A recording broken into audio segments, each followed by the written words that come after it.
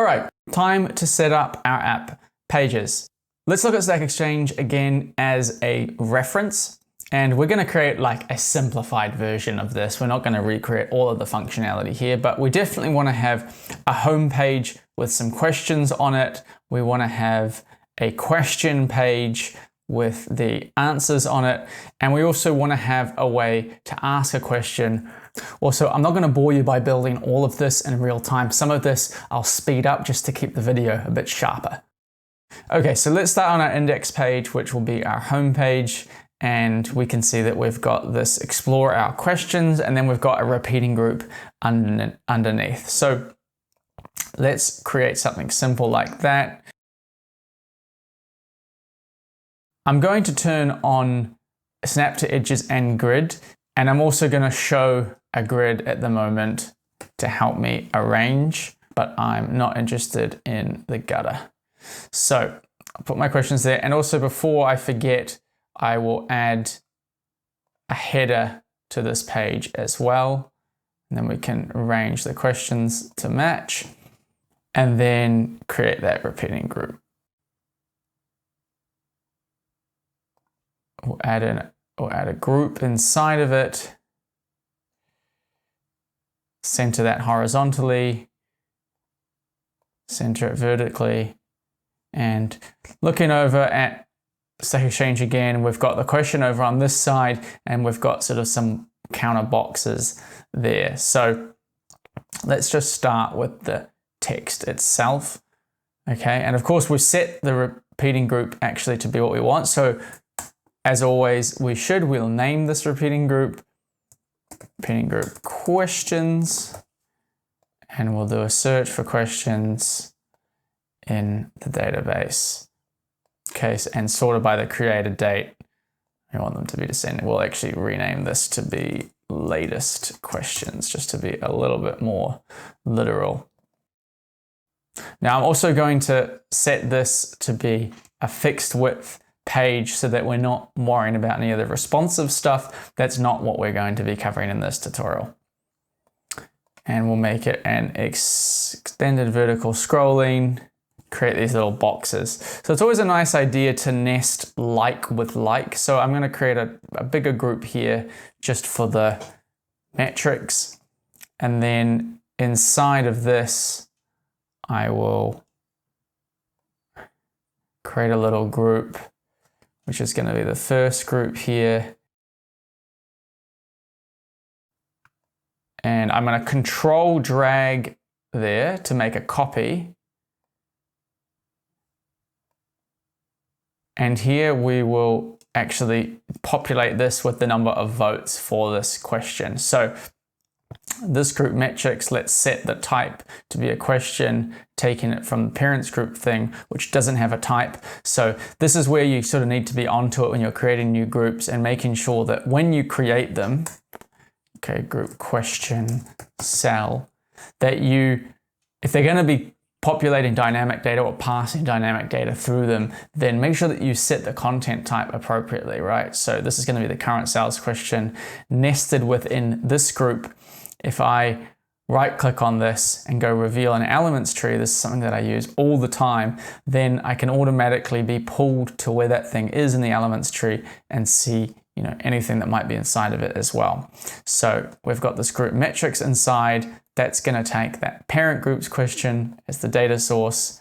And then finally, this little guy over here, group votes, is also going to be of type question and is going to take the group metrics. And then we can, of course, insert dynamic data as such, parent group's questions, votes, count. Easy. And I might turn off the grid snapping and just snap elements to the edges at the moment, so then I can get this sitting flush with this. Because we're working in such a small space, it's not that easy, so I'm actually just going to center that vertically. Okay, now here we're going to have to do a little search. So I clear this expression. To find the answers belonging to this question, we'll do a search for all of the answers where the question is equal to that parent group's question. Okay, and then we can simply count those up to get the answer.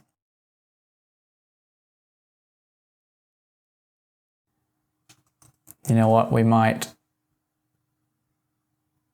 that small title actually looks quite nice, and if I jump into the styles, I'm not going to do a full cover of these styles. You should be already somewhat familiar, but at any rate, what I'm going to do here is change the size of this style, this font, and hopefully that lets us fit those in a bit nicer. It does, and I'll also center it.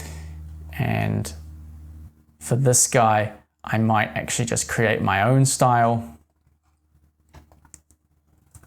Small centered, so we can make some small centered text, and I'll make sure that that is in fact centered. Okay, now we have those guys created. I'm going to control drag to make a copy of it and center that vertically. And then the last group that we have is the views. This is something that we don't have set up currently in our data structure, but we can do it quite easily. We'll have on our question a views data type. And this is quite, we don't really care that much if the same user views the question. If we did, then we'd have to set this up the same way as we did votes with a list of users, but just as a number field is fine. Set this to be views, and we'll clear that and make it the parent group's questions views. Okay, so now if we preview that, we're not getting any data there. We've forgotten to populate this with the question's title.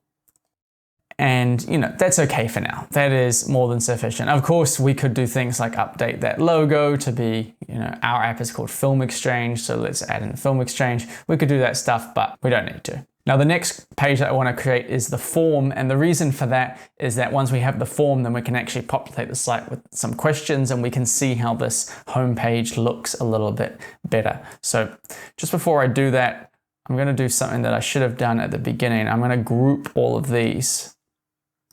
I always like to keep things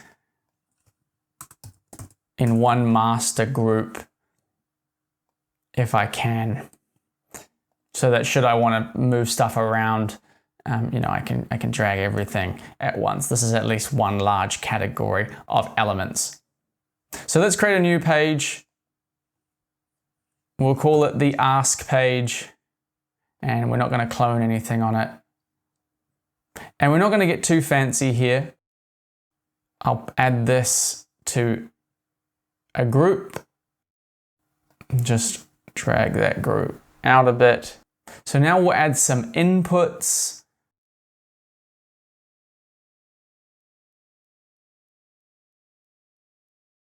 Then we can group those two together. Call it group title. And again, drag that down. Now we have a nice little template for our body input.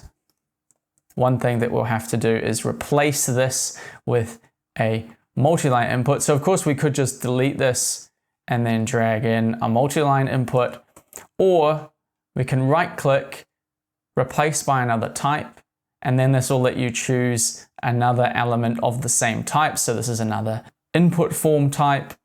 We'll replace that, and you can see the formatting looks a little bit off. We won't worry about that for now. Question body, and then the last thing that we'll have here is the question tags. Okay. Now the input that we want here actually doesn't come stock standard, so we'll have to install it. And what we're looking for is a multi-select drop-down. And that's by bubble themselves. And now I can replace this by that multi drop-down. And this just works like a normal drop-down, except that it allows us to choose more than one option. That's why it's called the multi drop-down. So if these were the static choices, just so you can see how it works, then we can choose 1, 2, 3, also delete them. Of course, in our case, we want to be choosing dynamic values, and those are going to be tags. And the source, we can just simply do a search for the tags, and that'll just populate this multi drop-down with all of the tags that exist in the database, and the user can select from those. The option caption is just deciding what field on the tag is going to be displayed, and of course that makes sense for it to be the name. Now, we don't have any tags yet in our database, so I'll just quickly create some.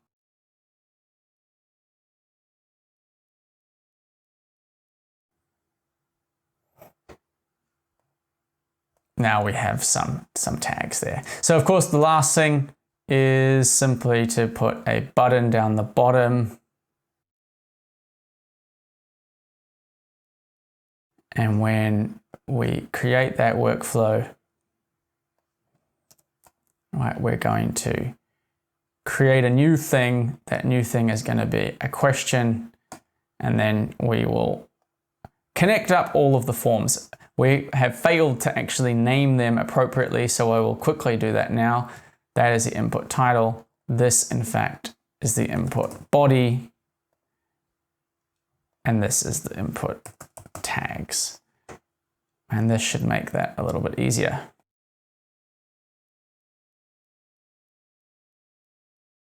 Now, since we're creating this for the first time, we'll set the list. Okay, and now we've created that question. And now it probably makes sense, right, after you create the question, to be navigated to the page for that question. So we'll actually just create that page quickly. The question page. Now, the only thing that we'll do at this stage is we will set the type of content for this page to be a question.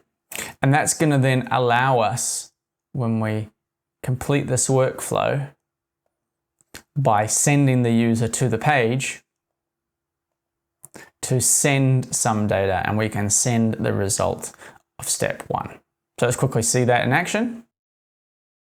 Now I'm just going to shamelessly copy some of the questions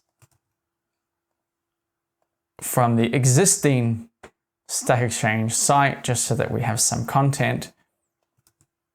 And of course, none of these tags make sense, but that's okay. We're just testing things out.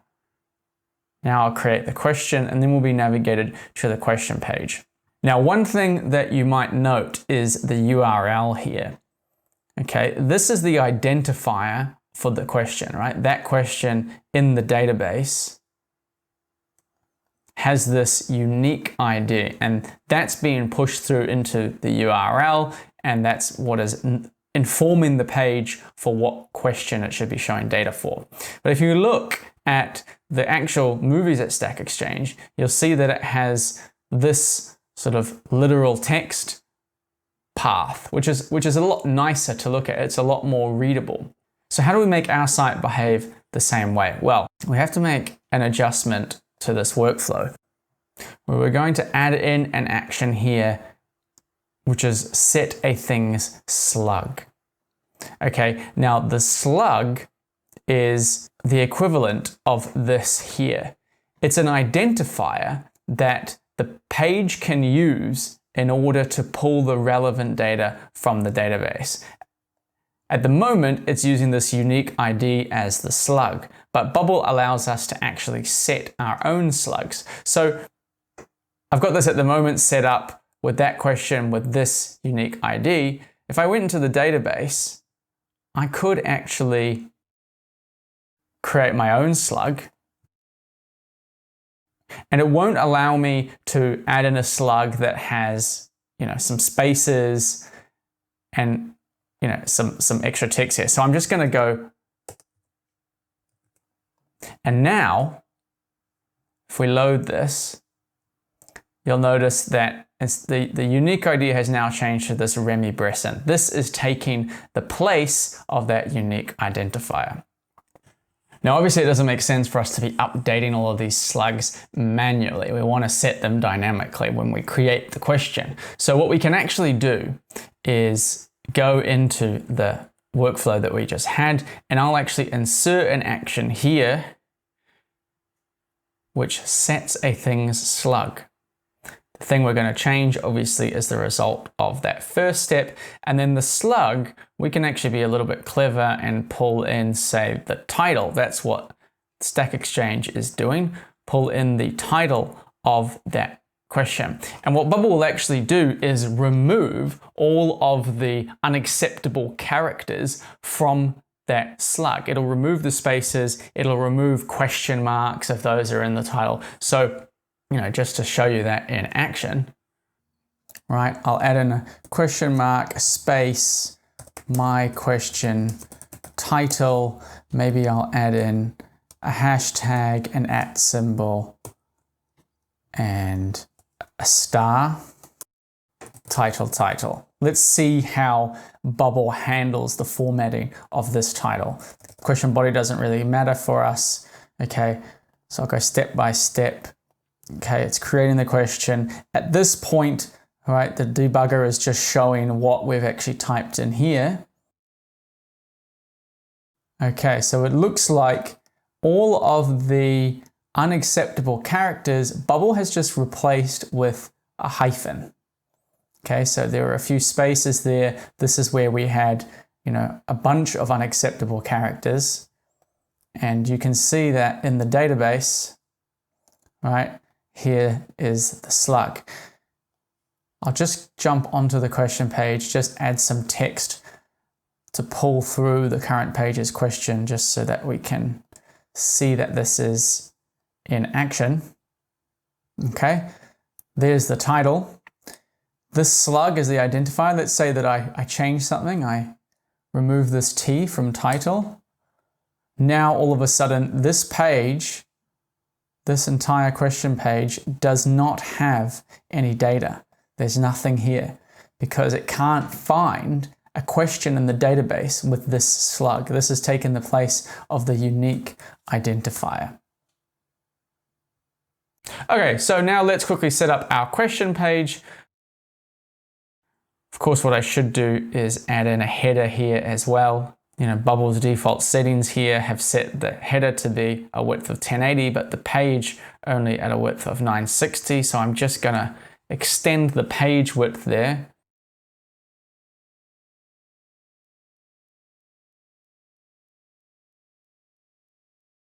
Now, if I add these two elements to a group and I set the data source to be a question and take the current page's question, I have the option either of choosing the current page's question or the parent group's question for these texts.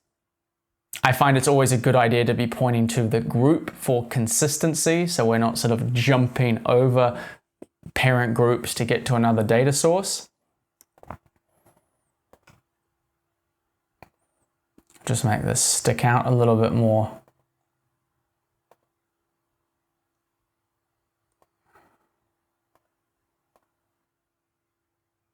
And now we'll set this to say, we'll do a search for all of the answers where the question equals the parent group's question. And then we'll count those up. And down here in the repeating group answers, we'll say the type of content is of course an answer. And here we will do that same search for the answers where the question equals the current page question, or rather the parent group's question. Now you notice that we've done the same search twice. We've done it here to get the count, and we've also done it here to the repeating group. Now, beyond the extra work that it's taken you to set up those searches, this isn't actually a big deal. It's not slowing down the page. Bubble will actually consolidate those searches and just do it once when it sends the request to the server for the data. But for simplicity, in terms of us as the app builders and anyone who comes in after us, we could consolidate this ourselves by getting rid of that expression and just taking the repeating group, taking those list of answers and counting them up. And it's always a good idea to consolidate searches in that way. So rather than having two searches both going out to fetch data, right? And if one of them changes and you don't update the other one, then you might get some sort of strange user experience. We just send the search out from one element or one repeating group, and then we have the other one reference that first one, okay? So then we just have this one search, which if we update, right, we have the behavior change in multiple places at once. We don't have to create more work from ourselves by updating conditions or workflows in multiple places, right? And then we can, if we're looking at stack exchange as a reference, we sort of have the number of votes here on the left-hand side. So let's just speed run that. Now we don't have a votes tally for our answers, and we'll just leave them out because it's not really going to help for demonstration purposes anyway. So we'll just have an answer in that repeating group. And we don't have any question here. I'll just grab something from the database.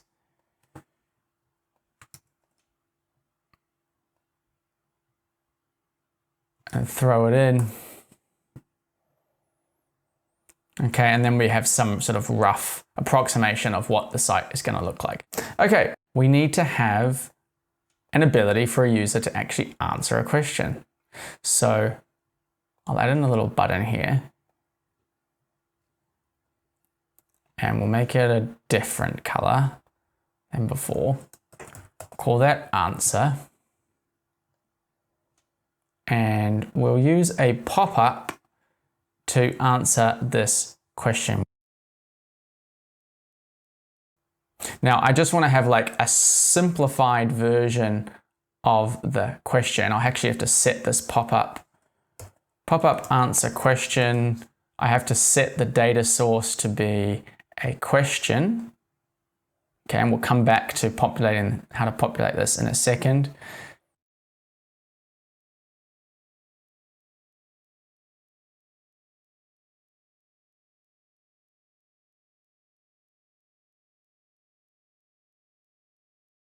Okay, so now let's tie this together. When that answer button is clicked, okay, we have to obviously display that pop-up.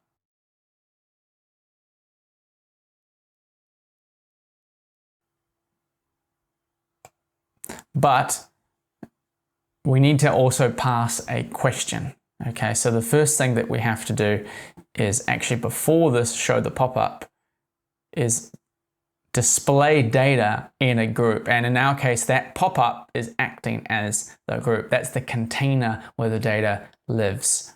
And the data that we're going to display is, of course, the parent group's question or the current page's question. And now we have the question up there as a reference, and we can submit our answer. So the last thing is, of course, to set up this submit button. So we want to be creating a new thing. Okay, that thing is going to be an answer. Of course, the body is going to correspond to that multi-line inputs value. And the question is going to correspond to the current parent group's question, which is the question in that pop-up. Okay, and then we could close the pop-up, hide the pop-up. I'll steal an answer from there. Now we have an answer, but if I click this answer button again, my previous answer is in here. Now we might foreseeably actually want to restrict a user only being able to give one answer to a question, but let's say for the sake of argument, they could give more than one answer if they wanted to. We'd want to refresh this pop-up in some way, right? We want to make sure that this information is not going to be displayed. So we could, after we hide it, we could reset the data of that pop-up.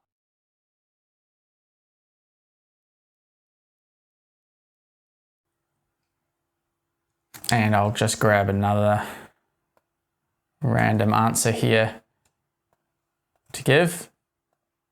Okay, that will do the job. But let's say that I'm going to be giving another answer here, and then I decide no, I don't want to do it. Well, then my answer is still there typed.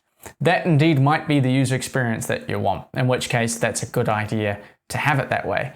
If when you want this pop-up to lose all of the data in it, maybe there's some sensitive information in it, for example, whenever the user closes the pop-up, that would be a case for actually moving this to when the pop-up is actually shown.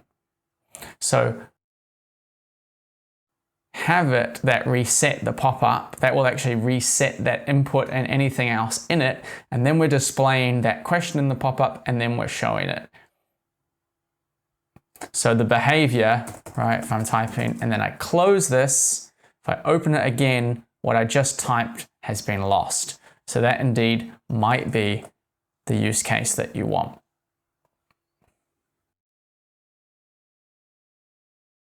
Okay, next thing is let's add a little bit of navigation to this header. This is currently set up as a link, and we can keep it that way, that's fine. Let's set this to be the home and ask a question.